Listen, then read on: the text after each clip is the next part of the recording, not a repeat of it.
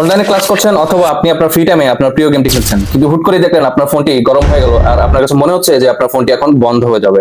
চিন্তা করার কোনো কারণ নেই, আমি এই ভিডিওতে খুব সহজে আপনাদের দেখিয়ে দিব কিভাবে আপনারা আপনাদের ফোনের এই ওভারহিটিং ইস্যু কন্ট্রোল করতে পারেন। প্রথমে আপনার মোবাইলের সেটিং অপশনে চলে যাবেন, একটু স্ক্রল ডাউন করে এখানে একটা অপশন পাবেন অ্যাবাউট ডিভাইস, ট্যাপ করে দিবেন।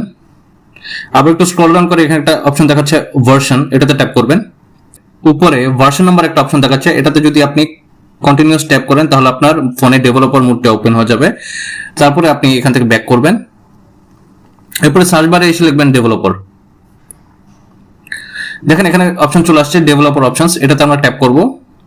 এরপর একটু স্ক্রল ডাউন করব, এখানে একটা অপশন দেখাবে রানিং সার্ভিসেস, ট্যাপ করে দিব।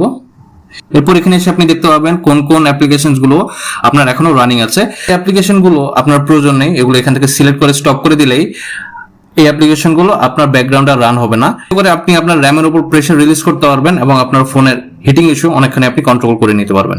Thank you.